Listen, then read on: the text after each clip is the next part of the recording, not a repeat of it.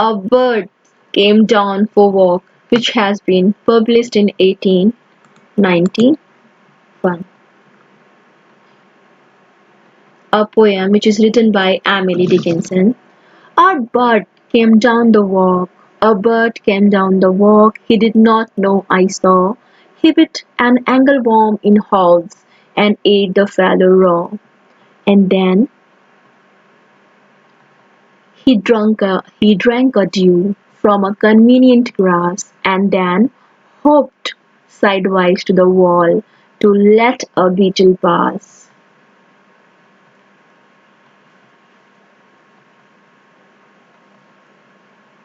He glanced with the rapid eyes that hurried all abroad. They looked like frightened beasts, I thought. He stood his velvet head, like one in danger, cautious. I offered him a crumb, and he unrolled his feathers and rocked him softer home. Then oars divide the ocean, two silver for a seam, or butterflies of bank of noon leap fleshless as they swim.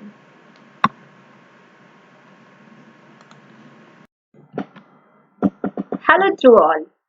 Today we are going to discuss a lovely poem which has been written by Emily Dickinson. And here I would like to give you a short intro about the Emily Dickinson. Emily Dickinson is a prominent figure in American literature and poetry, and she has born in 1830 and she has died in 1886. And unfortunately, she didn't get the fame during her lifetime, but after her death, she got name and fame when her poems has been published by the family members.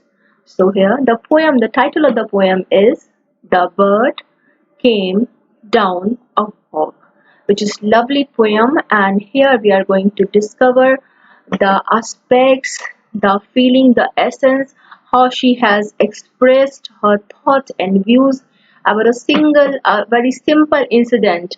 We in our day to day life, we always observe our bodies flying, our bodies taking some food from here and there.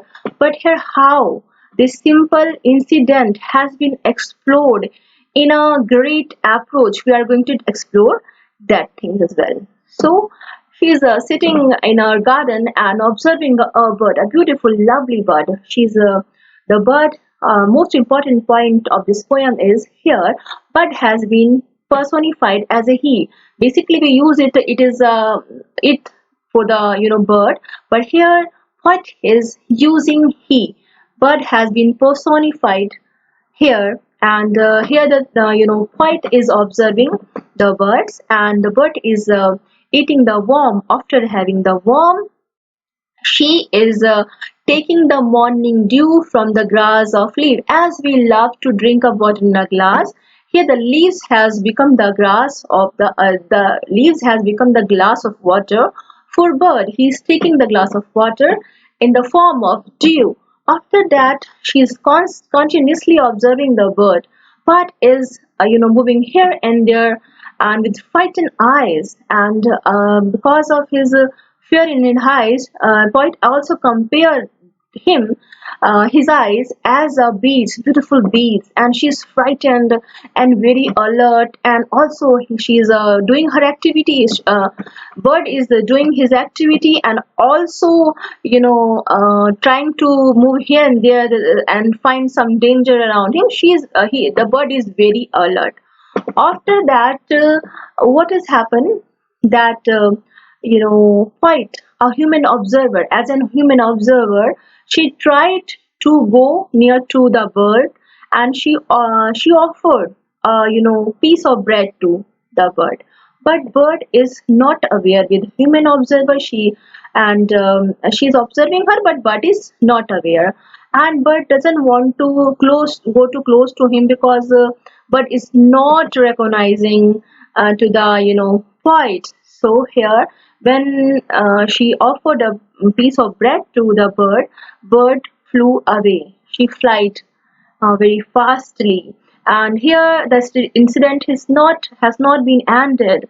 When she was flying, when the bird was flying, poet is also observing his wings and flying the way and everything. And here she is comparing the wings of birds with the oar of boat.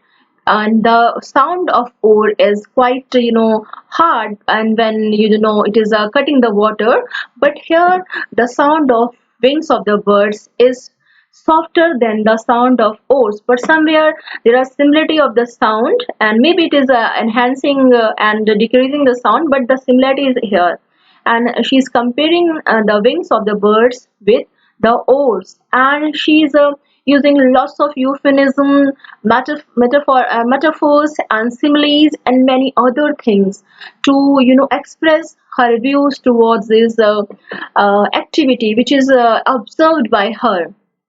And here we can sense the approaches which has been used by Dickinson as an human observer, as an she's observing all the aspects of the life and the both of the sides, like ugliness as well as beauty of the life, where birds has eaten the worms. Here we can look the you know ugliness of the ugliness of the life, the rule of fittest, the rule of fittest to the survival, and how we can be fit to be survive. And on the other hand, he is also expressing the natural beauty of morning dew and grass and greenery and birds. All these are the parts of nature.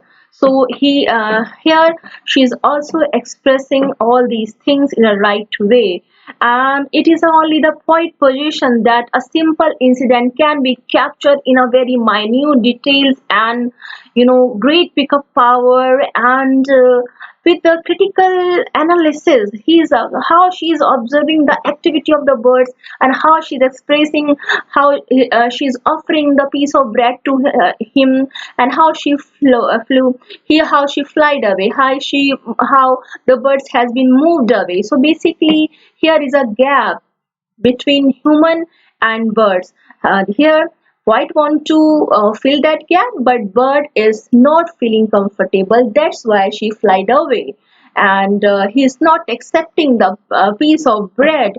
So here we can understand that in a lap of nature there are lots of differences among the creatures, among the living beings. Here Dickinson beautifully define the beauty of nature and the ugliest and prettiest part of the approaches which has been essential part of the nature. So we can understand that how beautifully this poem has been written, and how it has been linked with the natural surrounding and everything. So I hope you would like this poem. And